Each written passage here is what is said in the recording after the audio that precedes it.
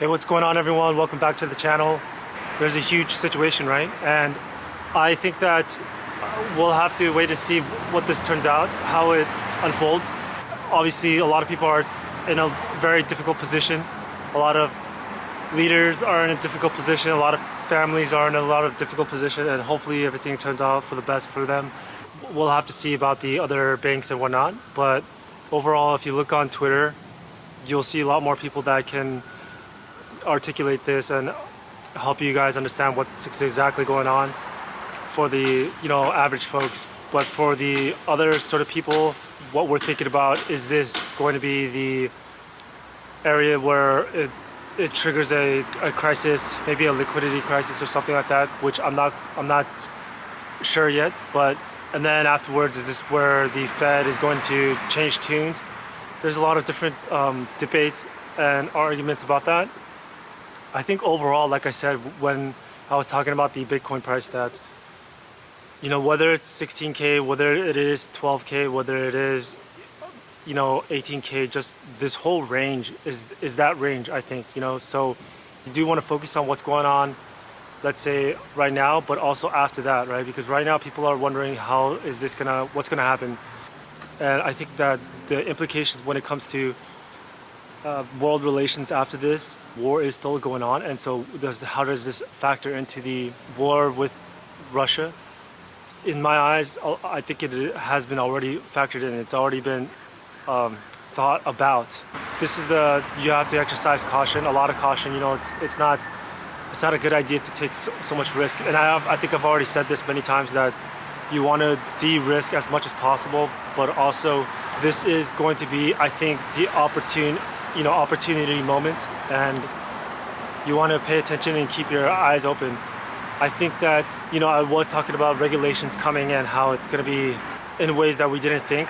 I still think that there's a lot of things that's going to come our way that we don't really quite understand how it's going to be and how it's going to fit. There's a lot of people with frameworks that they believe that it's going to go this way or that way, but like I've said, we are in a period where the old world is behind us, and there's this tear, and we are fusing into the new world, right? And I think people can see this all around us. The chat GPT came out, and now all of a sudden people are thinking, wow, AI is gonna replace our jobs. Or there was a lot of modeling people that I forgot what the argument was, that it's something about them that you can't just make an AI do. And then all of a sudden you see these image generated AI images that are now in testing and modeling on social media and things of that nature. And so we are seeing people realize this and wake up to this, and those world is changing right now, right? And with this Silicon Valley Bank, it will alter people's perception on, let's say, what is safe and what is not safe, and who you can trust and who you cannot trust, right? Is this actually going to end up with a much more consolidated? Are we only going to have four banks? It's possible. I think so. Yeah, I think that if you look at the trend of the U.S. and the banking, it has gone all the way like that, right? If I'm not mistaken, in Europe it is also the same way, except in Germany, where they have very widespread amount of banks for now that lend to the lower level, because they all know each other, and you get to know the borrower and the lender and vice versa, and things of that nature. And you'll have a greater growth of smaller businesses, and then a wider variety of businesses and whatnot. How that works out into the future when there's an aggregate weighted towards central point of data, we'll see.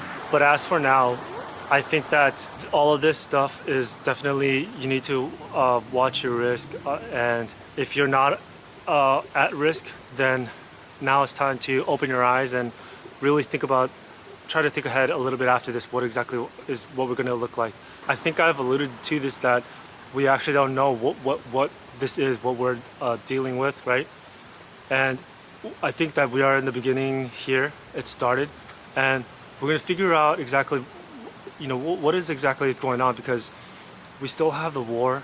We have a lot of geopolitical, I don't know what to call it. Is it more geopolitical boundaries or cages, that there are certain areas that we can't go into across.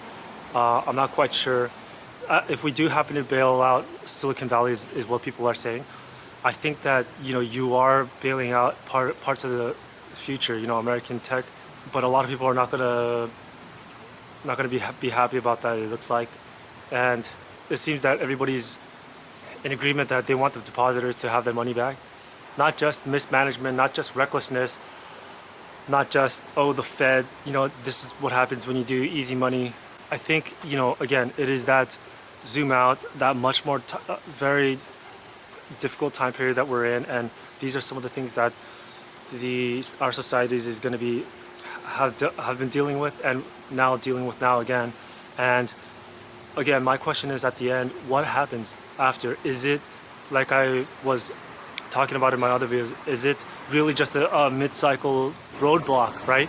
If you think about it, and are we going to yet again, like '08, come back from this? And is it going to be somewhat of a similar scenario? There's a lot of things that are going to be different for sure, but I'm talking about, is this the Peter Schiff, everything collapses today and tomorrow and it's going to be Mad Max? That's what I'm saying. I had my suspicions that this was not, and I had my outlook that it appears that we're going to get through this part and then the Fed will ease again, and from there you are going to have the much more fourth turning, right? Remember what I said? 2020, 2021, 2022. These are kind of the pre-game fourth turnings. Now we're really getting into it, right? As we get into this next few years, always be careful about your risk, because this is going to be beyond what we are ready for, and I think what people think that they know things about and whatnot. These are just my quick thoughts about the Silicon Valley Bank. I'm going to do another video about a little bit more extreme video about what I think is, with crypto, and I think I talked about this with crypto regulation and crypto jurisdiction boundaries of US and many different parts, but most likely it could be 3 different regions. One is Asia, one is Europe, and one is North America, but I will get onto that later on. But keep your eyes set on after what happens. You don't want this thing going on when you're getting into, you're heightening tensions with Russia, and you're heightening tensions with China, and then you're going to have this sort of situation here. I'm not too sure about this, right? And remember that wars are usually inflationary, and so I think that we will see more of it. I think it might come back, but again, the after effects, the afterwards, again, is inflation going to come back and stay there, or what is it going to happen? Is it going to be what scenario Peter Schiff is saying, or is this going to be we're going into a new, different shift in reality, into the new world, right? Of technologies where, people are out of work and all of that stuff. And so I think that this is a time to extremely pay attention and hopefully help those around you that don't know what's going on. And remember, if you're watching this video, you're most likely going to be aware and knowledgeable more than the average person, because I'm looking around and a lot of people are just still lollygagging, right?